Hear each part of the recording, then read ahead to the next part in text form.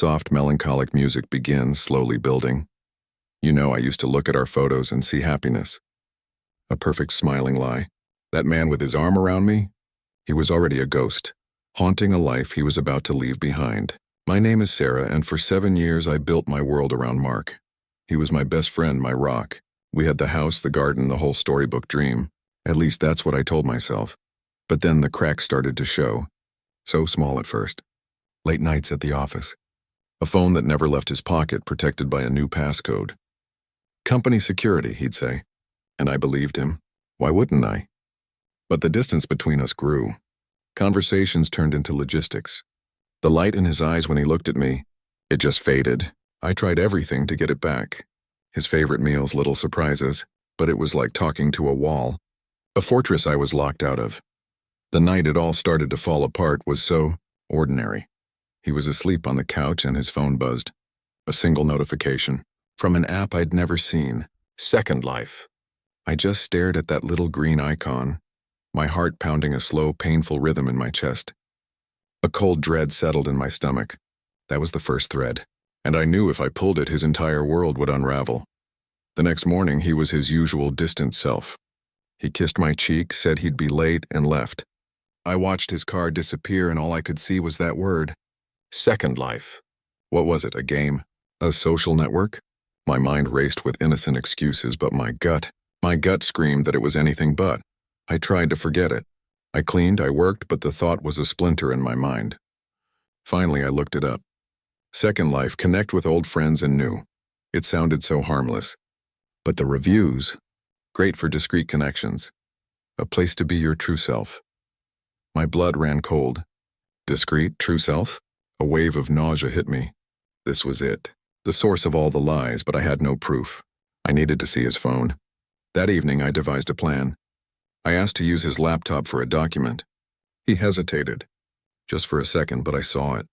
While he was in the shower, I opened it, my hands trembling. I felt like a thief in my own home. I searched for Second Life, nothing. He'd been careful. His browser history was wiped clean. My heart sank. Maybe I was just paranoid. Maybe I was crazy, but then I saw it. A single saved bookmark. Just a string of random numbers and letters. I clicked it. It opened a login page for Second Life. His username was right there. Maverick87 Maverick. He'd never used that name in his life. And below it, the password field. I was locked out. I had the door, but not the key. The shower stopped. I had seconds. I had to be smarter. I had to become a detective in my own marriage. Getting that password became my obsession. I watched him like a hawk. I saw how he always typed his passcode with his left hand, shielding it with his right. He was careful, but everyone gets careless. Our chance came at a coffee shop. He was showing me a video, swiping through his phone, and I saw it, the muscle memory in his fingers. 8-5. Choice our anniversary date backwards. The irony felt like a punch to the gut. He was using the symbol of our love to lock me out of his secret. That night, I waited until he was in a deep sleep. My heart was a drum solo in the silent house. I took his phone, my fingers shaking, and entered the code.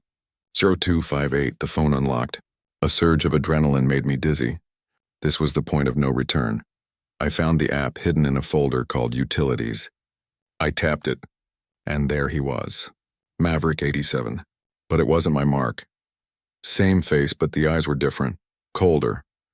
He was posing in a sports car I'd never seen in front of a house I didn't know.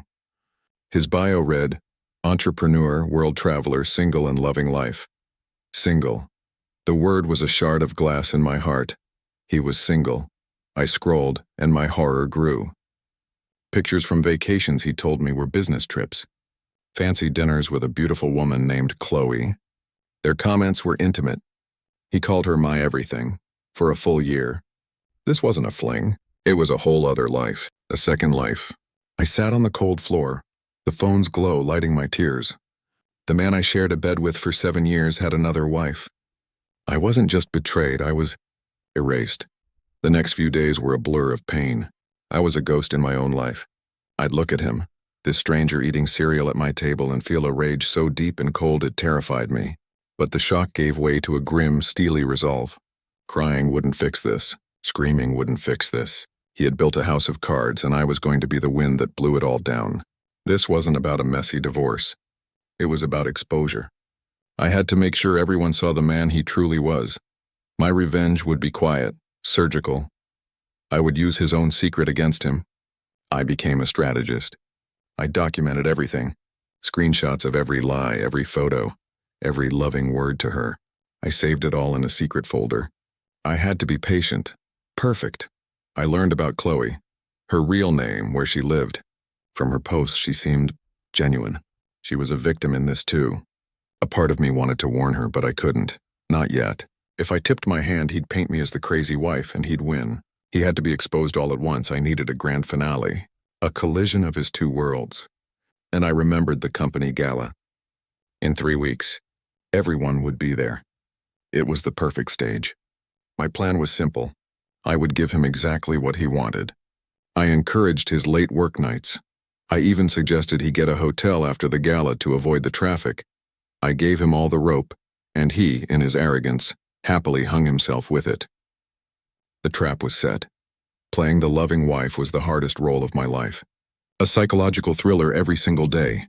"You've been working so hard, honey," I'd say, rubbing his shoulders. "Get a hotel, get some rest."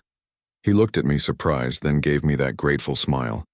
He thought he was so clever. He had no idea he was walking right into the center of my web. I created a fake profile, David, and followed Maverick 87. I watched them plan their special weekend, the gala weekend. He told Chloe it was a boring work thing, that he'd meet her after at the Grand Majestic Hotel. He was going to leave his wife at a party to go to his mistress. The audacity took my breath away. I had it all. The time, the place. The plan was set. Part 1, the gala. Part 2, the hotel. I bought a stunning dress. I would be the picture of grace and elegance. I wanted them all to see the perfect wife before they saw the truth. The night of the gala, the ballroom was glittering. Mark held my hand, proud, introducing me as his wife. What a power couple. His boss boomed. Mark beamed. I just smiled, a serene, knowing smile. Inside, I was counting down. I played my part. I laughed, I charmed. But I was also gathering my allies. I spoke with his boss's wife, Eleanor, a sharp woman. I connected with his junior associate, Ben. I was building a network of people who would see me as the victim, not the villain. An hour in, he got antsy, checking his phone. "Everything okay?" I asked, all fake concern. "A client call," he mumbled. "I have to slip out." I placed a hand on his arm. "Of course, darling. Don't worry about me," he looked relieved. He kissed me, a lie with his lips, and vanished into the crowd. He was making his choice. Walking right into my trap, I waited 10 minutes. Let him get comfortable. Then I turned to Eleanor, my mask falling away, replaced by pained confusion. "Eleanor," I whispered, "has Mark mentioned a client named Chloe Anderson?" He rushed off to meet her, and he seemed so stressed. She frowned. "Chloe Anderson? No, I haven't." The seed was planted, a name in the heart of his professional world. I left the gala. My heart wasn't pounding with fear, but with a cold, clear purpose. I drove to the hotel. I had one more call. I used a cheap prepaid phone and dialed Chloe's number. "Hello? Young, cheerful Chloe? My name is Sarah. I believe we have someone in common. Mark." Silence. "Wrong number, I wish. You're at the Grand Majestic, room 842. He told you he was at a work event." "He wasn't. He was with me." "His wife." "His wife?" "No, he's not married. Check your app. Check the Bali photo he told you was a brother's trip. Look at the woman's hand. My wedding ring," I heard fumbling, a choked sob. "Oh my God, I'm sorry." He played us both. "The game ends tonight. He's on his way. I suggest you don't let him in." I hung up. I parked across the street. I didn't wait long. His car pulled up. He got out, straightening his tie, flowers in hand, smiling, the perfect romantic. He walked in. A few minutes later, he came out, not smiling, followed by a furious Chloe. She was gesturing wildly. He was trying to calm her, hands up. The perfect liar, caught. Then my final move. From my phone, I posted every screenshot, every piece of evidence to Maverick 87's public feed. I tagged her. I tagged his friends. The truth about Maverick 87, a married man living a double life. Within seconds, the comments flooded in. Shock. Support for her. Disgust for him. His digital kingdom crumbled in real time. I put my phone away, started the car, and drove home. It was over. He came home an hour later, a broken man. Suit disheveled, eyes red. He found me sitting calmly, sipping tea. You, he whispered. You did this. I didn't do anything, Mark. I just showed people who you really are. You built the lie. I just turned on the lights. The fallout was absolute. His second life was ruins. Chloe blasted him publicly. His friends blocked him.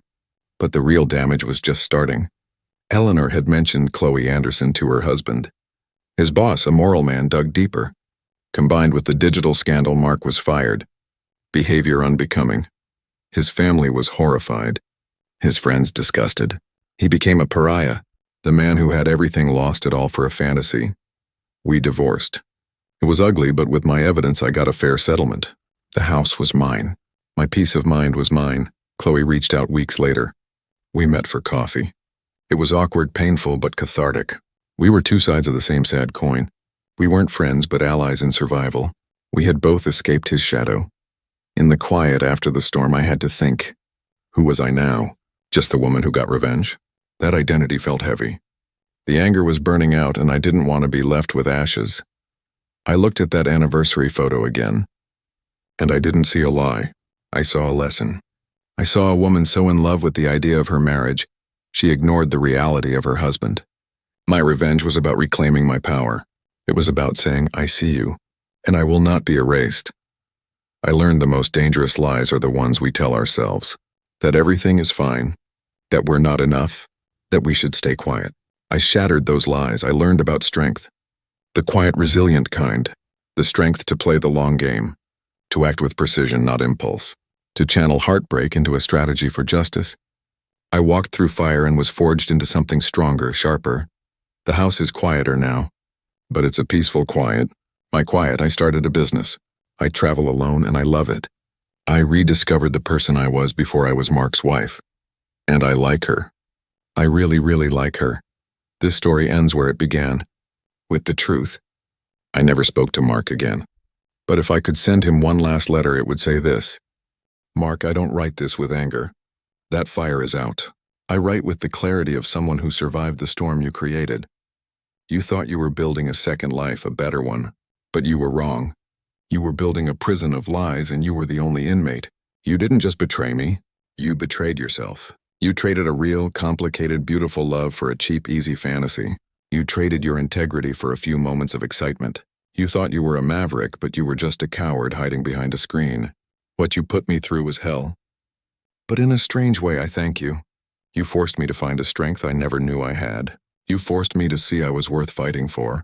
Because of you, I am more myself than I have ever been. I am free. I hope one day you find a way to live a single, honest life. Not a second one. A true one.